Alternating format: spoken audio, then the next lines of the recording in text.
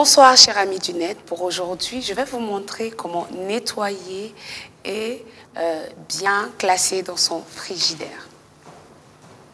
Comment nettoyer et mieux ranger son frigidaire? C'est ce que nous allons voir aujourd'hui dans Cuibo. Allô amis du net, alors je vais venir vider mon frigidaire un à un. Puis je vais mettre là, tout ce qu'il y avait dans le frigidaire, je vais le mettre dans une glacière. Puis je vais venir enlever tous les éléments un à un. Et je vais venir laver cela avec de l'eau savonneuse citronnée, ce qui va permettre de neutraliser les mauvaises odeurs. Puis je vais laisser sécher complètement. Pendant ce temps, avec un petit balai, je vais venir balayer l'intérieur du frigo. Et dans une boîte, je vais venir mettre du vinaigre d'alcool. Je vais venir fermer. C'est un vaporisateur à vitre que j'ai recyclé. Ensuite, je vais venir pulvériser de vinaigre d'alcool à l'intérieur du frigo, comme ceci. Et avec un filet, je vais venir commencer à frotter bien comme il faut tous les recoins. Il faut le faire au moins une fois par année, voire 2 fois par année, ce serait l'idéal.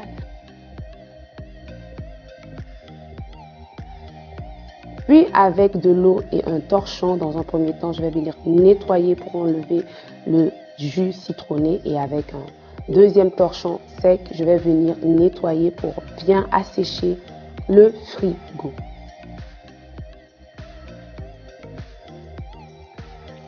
Et je replace les différentes tablettes à leur place, comme ceci. Pendant ce temps, je fais un tour dans un magasin de la capitale pour acheter mes bocaux que j'ai lavés et laissés sécher complètement. Les fruits et différents légumes ont été bien lavés.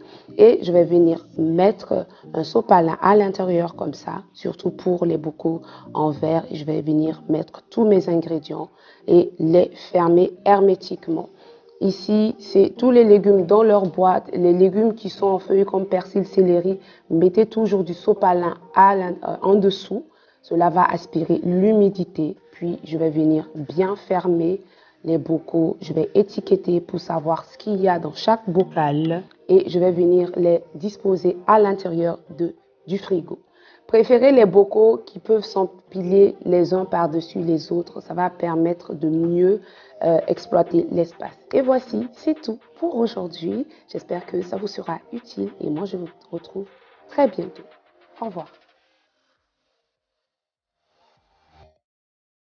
Alors, chers amis du net, un petit conseil. Lorsque vous utilisez par exemple tout ce qui est persil, céleri, quand vous avez fini de nettoyer, mettez toujours du sopalin en dessous de votre bocal. Et ensuite, lorsque vous avez fini de mettre persil et céleri dans votre bocal, remettez du sopalin par-dessus. Vous verrez que vous aurez une plus longue conservation.